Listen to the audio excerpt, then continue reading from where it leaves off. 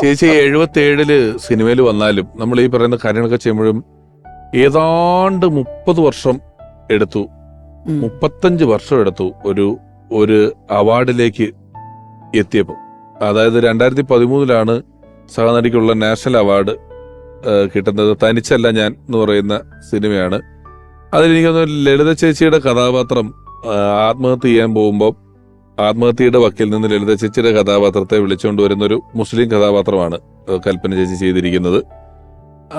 ആ കഥാപാത്രം ചെയ്യാൻ കൽപ്പന ചേച്ചി അന്ന് അതൊരു ഒറിജിനൽ കഥയെ ആസ്പദമാക്കിയിട്ടുള്ള ബാബു തിരുവല്ല സാറാണ് ആ പടം ഡയറക്റ്റ് ചെയ്തിരിക്കുന്നത്. അപ്പൊ ആ സ്ത്രീയുടെ ഒറിജിനൽ സ്ത്രീയെ കണ്ടുപിടിക്കുകയും അവരോടൊപ്പം കുറെ നാൾ ചെലവഴിക്കുകയൊക്കെ ചെയ്തിട്ടുണ്ടെന്ന് ഞാൻ കേട്ടിട്ടുണ്ട്. വല്ലതും പറഞ്ഞിട്ടുണ്ടോ? അതെ, അവര് കുറച്ചുനാൾ ജീവിക്കാന്ന് പറഞ്ഞ് ചെയ്തിട്ടില്ല. അതിനുള്ള സമയമൊന്നും ചേച്ചിക്ക് ഉണ്ടായിട്ടില്ല. പക്ഷെ അവള് കുറച്ചുനേരം മതിയല്ലോ ഒരാളിനെ മനസ്സിലാക്കാൻ അവൾക്ക്. അപ്പോൾ അങ്ങനെ അവരോടൊപ്പം കുറെ സമയം ചെലവഴിച്ചിട്ടുണ്ട്.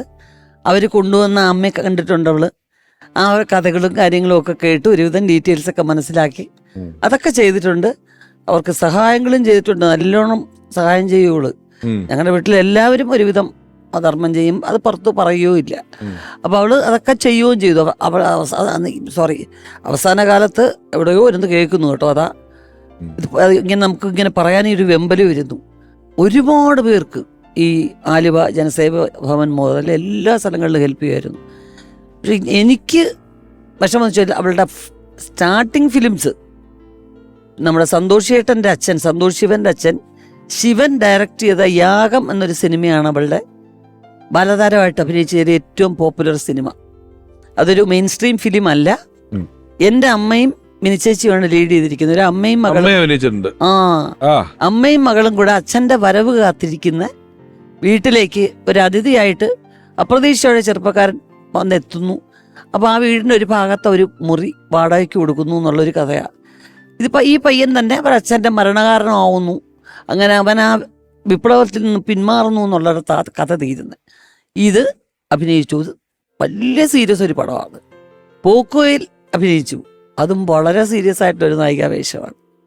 അതൊക്കെ കഴിഞ്ഞിട്ടാണ് ഇതിലേക്ക് വന്നത്.